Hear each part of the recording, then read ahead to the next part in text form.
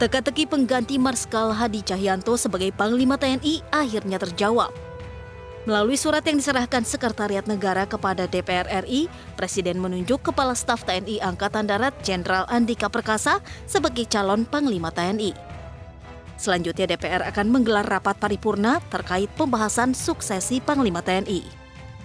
Jenderal Andika Perkasa adalah lulusan Akademi Militer 1987.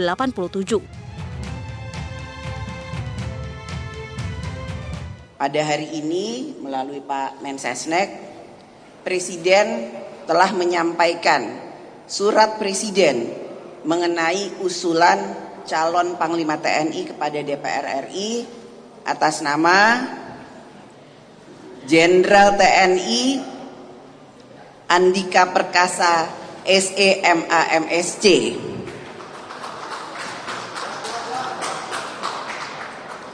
Dengan demikian, DPR RI akan menindaklanjuti surat Presiden mengenai usulan calon Panglima TNI yang baru, tentu saja setelah melalui rapat pimpinan yang akan menugaskan salah satu alat kelengkapan Dewan, dalam hal ini Komisi 1 DPR RI, untuk melakukan pembahasan termasuk fit and proper terhadap calon yang diajukan oleh Presiden. Dalam karir militernya, ia pernah memegang sejumlah jabatan, diantaranya Kadispen TNI Angkatan Darat, Komandan Paspampres, dan Pangdam 12 Tanjung Pura. Tim Liputan iNews melaporkan. Jenderal TNI Andika Perkasa beberapa kali membuat gebrakan saat menjabat sebagai Kepala Staf Angkatan Darat. Di antaranya menghapus tes keperawanan calon Kowat, membantu perubahan status kelamin mantan atlet voli Aprilia Manganang, dan juga yang lainnya.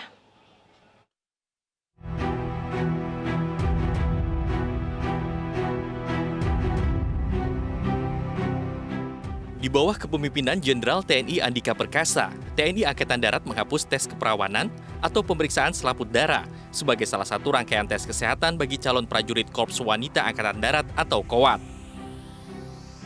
Penghapusan tes keperawanan bertujuan untuk memperbaiki proses rekrutmen. Penghapusan tes keperawanan ini mendapat apresiasi dari sejumlah pihak, termasuk aktivis hak perempuan. Jenderal Andika juga punya peran dalam perubahan status kelamin mantan atlet voli wanita nasional Aprilia Manganang dari wanita menjadi pria. Aprilia yang mengalami kelainan medis hipospadia difasilitasi oleh Jenderal Andika untuk mendapatkan operasi bedah korektif di RSPAD Gatot Subroto. Selesai operasi dan sidang perubahan kelamin, Aprilia dinyatakan sebagai pria dengan nama baru Aprilio Perkasa Manganang. Tidak hanya kepada Aprilio Manganang, perhatian Jenderal Andika kepada anak buahnya juga ditunjukkan saat membela calon taruna warga keturunan Prancis Enzo Zenz Ali yang dituding terpapar radikalisme. Enzo awalnya mencuri perhatian publik dan viral saat berbincang dengan Panglima TNI Marskal Hadi Cahyanto menggunakan bahasa Prancis. Pada bulan Juni 2021, Jenderal Andika mengeluarkan ultimatum kepada para komandan institusi pendidikan dan pelatihan di TNI Angkatan Darat untuk menghentikan praktek pungutan liar kepada para prajurit peserta pendidikan dan pelatihan. Ketegasannya dibuktikan dengan pencopotan beberapa oknum yang diduga terlibat pungli.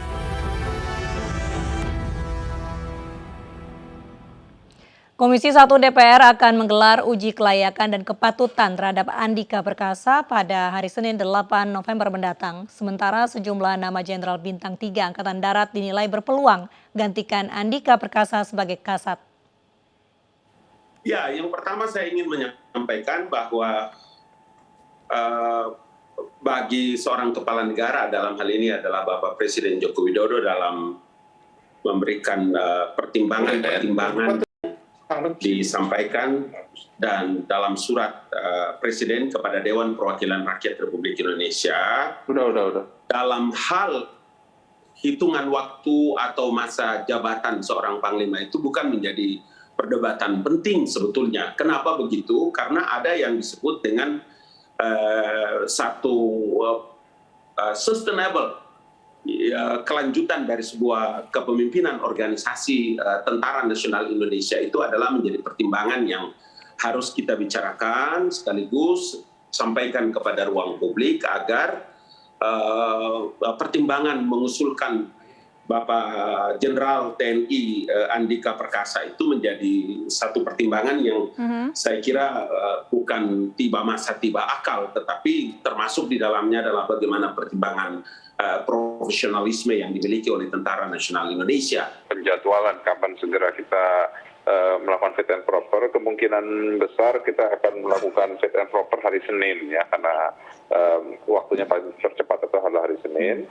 dan sehingga hari Senin pagi kita bisa mulai fit and proper, mungkin sampai siang atau sore, bisa lanjut malam itu juga paripurna atau besok paginya, dan bisa langsung segera dikirim ke istana surat hasil putusan DPR tersebut, sehingga bisa langsung dilakukan pelantikan dan terpijat. Ya, tentu di Mabes Angkatan Darat itu bintang 3 yang brilian banyak sekali ya. Semua berpeluang sama saya kira. Kalaupun misalnya pertimbangan berikutnya adalah dicari Kepala Staf Angkatan Darat yang kira-kira pensiunnya bareng dengan Panglima Andika, maka kita pilihannya tinggal di Angkatan 86 dan 87. Misalnya 86 kita punya Pak Kabais, Legend Joni, kemudian di 87 ada Wamenhan, Pak Muhammad Herindra, atau Pak Ida Bagus, Irjen Kemhan. Tapi di luar itu pun saya kira bintang 3 sangat berpeluang di Angkatan Darat, dan itu mekanisme internal TNI ya. Kita tunggu sajalah nanti perkembangannya bagaimana. Uni Emirat Arab merupakan negara ketiga yang dikunjungi Presiden Joko Widodo dalam rangkaian lawatan ke luar negeri setelah Italia dan Skotlandia. Dalam kunjungan siang tadi, Presiden disambut oleh Pangeran Mohammed bin Zayed.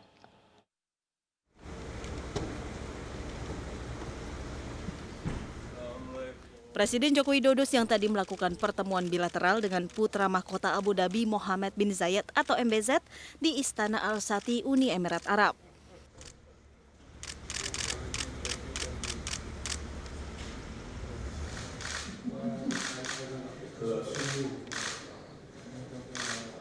Pertemuan Presiden Jokowi dengan MBZ ini guna membahas masalah investasi. Dalam kunjungan kali ini, Presiden Jokowi juga bertemu dengan pengusaha-pengusaha Uni Emirat Arab.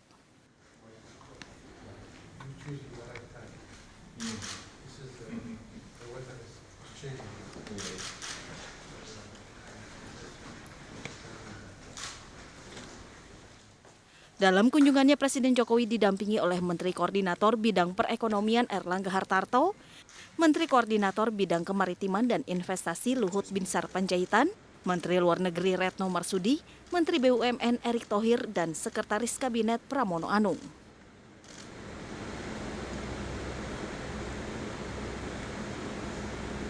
Kita beralih ke informasi oknum polisi lalu lintas yang viral menukar sanksi tilang dengan sekarung bawang telah dimutasi dan diberi sanksi oleh Propam Polda Metro Jaya.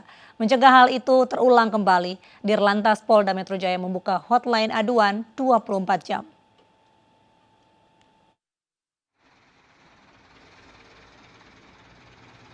Oknum Polantas yang menukar sanksi tilang dengan sekarung bawang yang viral di media sosial telah mendapat sanksi disiplin dan dimutasi ke Polda Metro Jaya. Yang bersangkutan memang bertugas di Polres Bandara ya, anggota Lantas Polres Bandara, dan disebutkan meminta bawang begitu ya. Nah, jadi saat ini yang bersangkutan sudah dilakukan pemeriksaan dan diberikan tindakan sanksi ditangani oleh Propam Polda Metro Jaya. Demikian. Saat ini masih diperiksa begitu ya Pak ya? Sudah diberikan sanksi, tapi nanti mungkin lebih jelasnya terkait sanksi maupun apa nanti bisa di Propam langsung ya, atau melalui Kabid Humas. Guna mencegah oknum Polantas nakal terulang, Dirlantas Polda Metro Jaya membuka hotline aduan Polantas nakal di nomor 0812 98 911 911 yang siap menerima aduan 24 jam. Kami mulai hari ini membuka nomor hotline 0812 98 911 911. Saya ulangi 0812 98 911 911. Laporkan Polantas nakal baik di pelayanan SIM, SNK dan BPKB maupun dalam hal penindakan di jalan. Dirlantas menambahkan laporan akan lebih kuat jika disertai foto atau video sebagai bukti. Kejadian polisi meminta sekarung bawang kepada sopir truk sebagai pengganti sanksi tilang terjadi di Jalan Perimeter 2 kawasan Bandara Soekarno-Hatta, Tangerang, Banten pada Senin 1 November lalu. Sopir truk kemudian merekamnya dan disebarkan di media sosial. Dari Jakarta, Luis Ayu, Galih Bagus, iNews melaporkan.